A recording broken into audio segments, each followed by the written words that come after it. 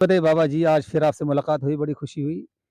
وہ دنیا کے اندر وہ کون کون سی قومیں تھیں جو سب سے زیادہ طاقتور تھیں؟ ماشاء اللہ۔ دنیا کے اندر سب سے طاقتور دو قومیں آئی ہیں، ایک قوم سمود اور دوسرا قوم عاد۔ اتنی طاقتور قوم اللہ نے دنیا میں نہ کوئی بھیجا نہ بھیجے گا، اور اتنی طاقتور یہ قوم تھی کہ اللہ نے اتنی طاقت دیا تھا کہ اپنے ناخونوں سے پہاڑوں کے اندر تراش کر کے اپنے لیے خوبصورت مکانات بناتے تھے۔ ایک وقت ایسا بھی آیا کہ یہ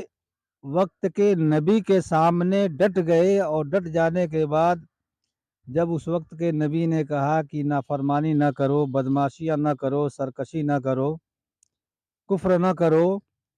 ایک اللہ کی ماننے والے بن جاؤ اور میری رسالت کو تسلیم کر لو، تو قوم کے لوگوں کو اپنے اوپر گھمنڈ تھا، اور وہ کہنے لگے من اشد منا قوہ، کہ دنیا کے اندر، اس کائنات کے اندر ہم سے زیادہ طاقتور کوئی نہیں ہے، اور ہم دیکھنا چاہتے ہیں کہ تمہارا رب جو ہے ہمارا کیا بگاڑتا ہے۔ وہ قوم اتنی بدماشی پر اتر آئی، جیسے قرآن کا 30واں پارہ جب اٹھائیں گے تو اس میں لکھا ہوا وَثَمُودَ الَّذِينَ جَابُوا الصَّخْرَ بِالْوَادِ، کہ وہ قوم جو ہے بد کردار ہو گئی، بد عمل ہو گئی، اور اللہ کے سامنے جب سرکشی میں ڈٹ گئی تو اللہ تبارک و تعالیٰ نے ایک ایسا عذاب بھیجا۔ اس وقت کے نبی نے کہا کہ سدھر جاؤ ورنہ اللہ کا عذاب آئے گا، ہلاک ہو جاؤ گے۔ تو اس قوم نے کہا کہ ہم دیکھنا چاہتے ہیں تمہارا رب ہمارا کیا بگاڑتا ہے، کیا کرتا ہے۔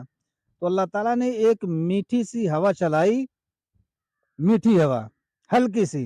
اور وہ ہلکی سی ہوا جب چلی تو دھیرے دھیرے دھیرے دھیرے اتنی تیز ہو گئی، جب تھوڑی سی تیز ہو گئی تو یہ گھٹنوں کے بل زمین پر بیٹھ گئے، اور انہوں نے کہا کہ تمہارا رب جو ہے یا تمہارے رب کا عذاب ہمارا کچھ نہیں بگاڑ سکتا۔ تو اللہ تعالیٰ نے اس عذاب کو اتنا تیز کر دیا، اس ہوا کو اتنا تیز کر دیا، اتنی تیز ہو گئی وہ ہوا کہ تنکے کی طرح اڑنے لگے ہوا میں۔